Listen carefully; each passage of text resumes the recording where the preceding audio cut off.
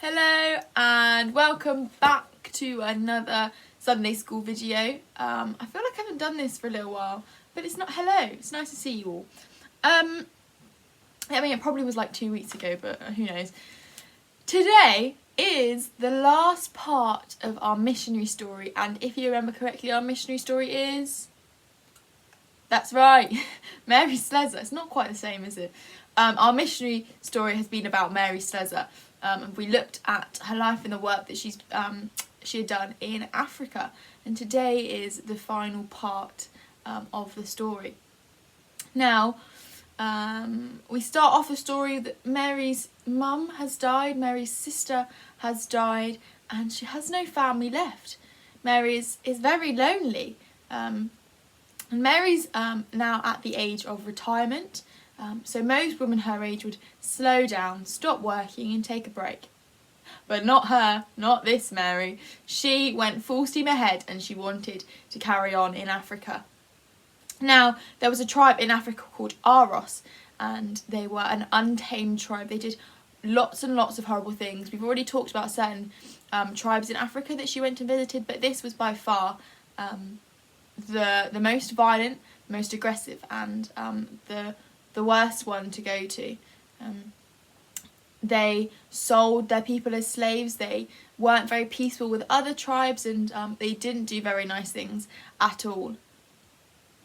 But Mary, of course, wanted to go and work there, and she wanted to go and meet these people and try and help these people. So she went to the mission and she said, "Look, let me go to the people of Aros." And they said, "Nope, no way are we letting you go there." And the government actually also the same thing. They said, absolutely not a chance you're going there. Because Mary had become actually quite famous and quite popular in Africa now, and everyone loved her and everyone wanted to keep her safe, and they thought if we send her there, something horrible will happen to her. So we'll keep her here and we'll keep her where she's comfortable and where she's happy. But Mary still desperately wanted to go, but she listened to what people said to her and she waited, but she prayed. And while this time of praying and waiting, something terrible happened with the people and that tribe. They attacked another tribe and they attacked another village, and lots of people died, and it was really a really horrible thing. So in response, the British government sent 9,000 soldiers over to try and put an end to all this war and all this hatred. So they sent 9,000 British soldiers to Africa. And when they got there, they arrived and they saw all the horrible witchcraft and the horrible things that were going on there, and it really, really disturbed them. And the person in charge was called, let me find his name. Sorry, this is so unprofessional of me. Was called Sir Ralph. And Sir Ralph was in charge of leading these 9,000 soldiers. And he got there and he said to the chief of the tribe, he said to him, "Hand over your weapons and stop doing what you're doing. Put all of this aside and let's come to some sort of an agreement." And the chief turned around to him and says, "There's this lady that we've heard about. They call her Ma. I won't do anything and my people won't stop anything until we see her." Now, there's 9,000 British soldiers and there's almost over 4 million people in this tribe of Aros, and they want this one woman, Mary, they want to come and fix their problems. Isn't that unbelievable? You know, all these people are now on standby waiting for Mary to arrive. That just shows you the incredible things God did with her, and how much of, you know, an incredible witness she was, that she'd done all these brilliant things and everybody wanted her. And everybody, even though these people in Aros had never even seen her, they had heard about her and the things that she'd been doing and the things that she'd been telling people. That is just incredible, isn't it? So word was sent to Mary, and of course Mary went straight away. There was no hanging about. She was there. And when she arrived, a meeting took place between Mary, Sir Ralph and the chief of the tribe. And she sat down and she said, "Look, these soldiers are right. You need to put an end to this stuff. but we don't want to come in and we don't want to enslave you. We don't want to take over. We want to help you. We'll help you build schools and roads and churches. So the chief actually agreed to everything that Mary suggested, and they handed over 3,000 rifles and weapons to the British soldiers, and they said that they'd leave the other villages in peace, which is absolutely incredible. So after this agreement had taken place, Mary turned to Sir Ralph and asked permission to stay with these people, to help them. She said to him that they needed a missionary. And because of the way, because of how he saw them react to her, he knew that this was where she needed to be. So he gave permission for Mary to stay with these people. Now, just because they made this agreement didn't mean their behaviour was now perfect and they were all great and lovely. They were still very much stuck in their ways and still did lots of horrible and nasty things. But Mary had made a massive influence on the people. In less than a year, there were 300 people at church every single morning, and lots and lots and lots of children in their Sunday school as well.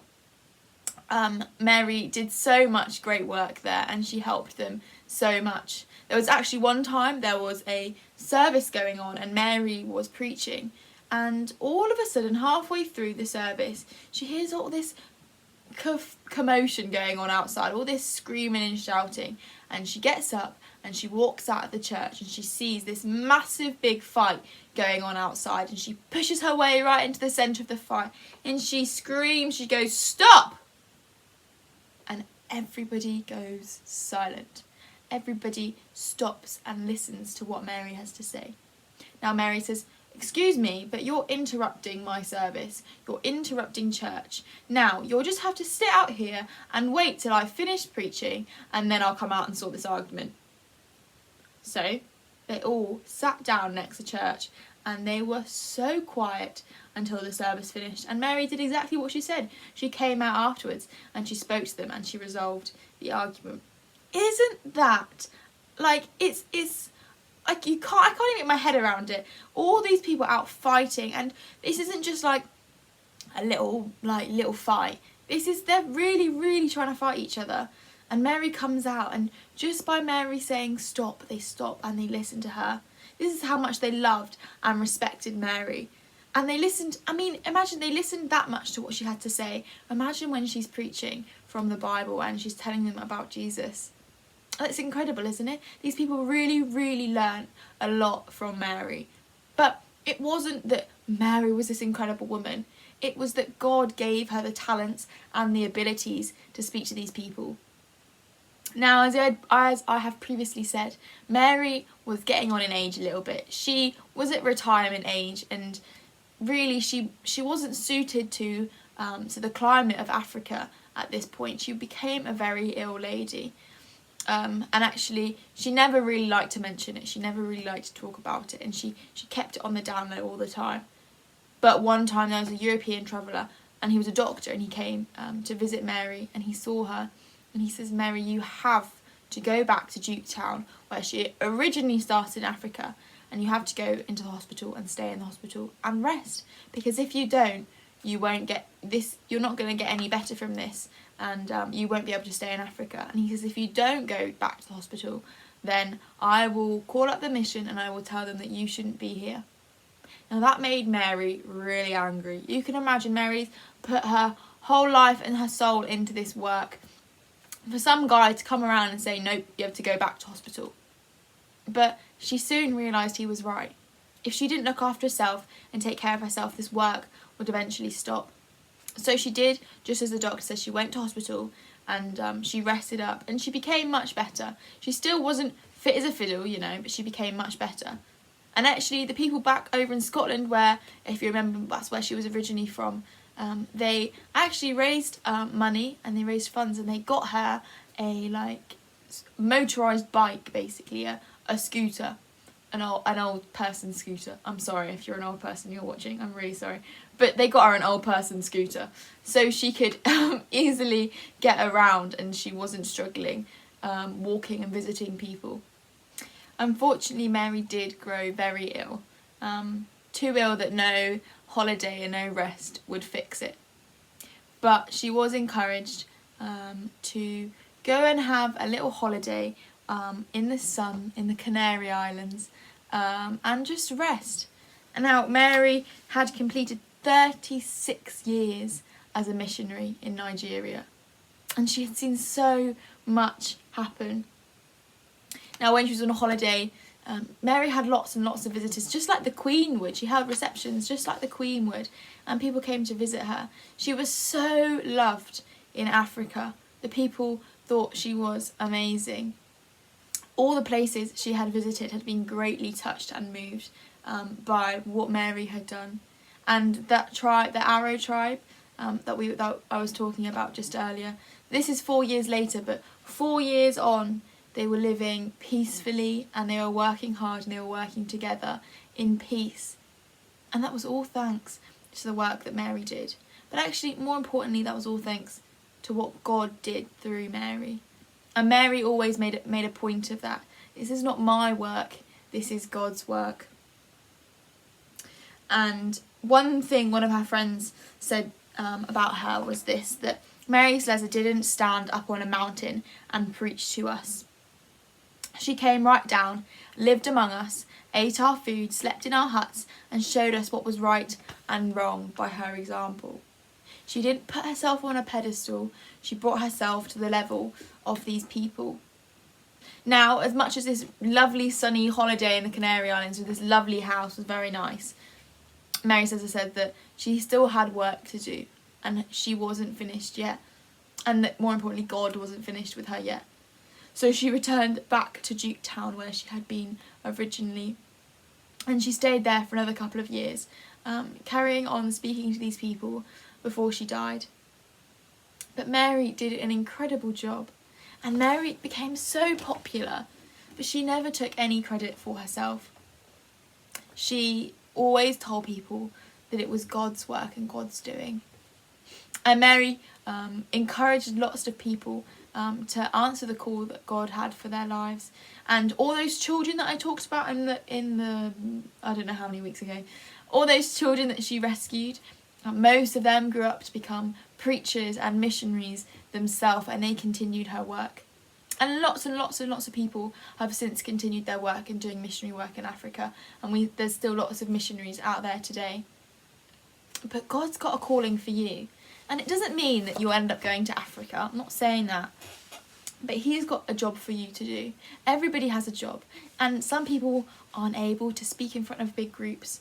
Some people can't do that, but there's lots of other jobs that are just as important in God's work that He has planned for you. And some of you are probably too young to know what that is now, and actually some of you might be too old and you think, I still don't know what that is. But God will show us eventually in His perfect timing what His plan is for our lives. Thank you very, very much for listening. I hope you've enjoyed this story of Mary Slessor, and I hope you've learned something from it as well. But yeah, we will see you next week. Remember to tune in tonight to our nativity service, which lots of you are in, and I can't wait for it. I'm really excited for it. But yeah, tune in tonight for our nativity service that starts at 6 o'clock. But yeah, in the meantime, I hope you have really good weeks, and we'll see you very soon.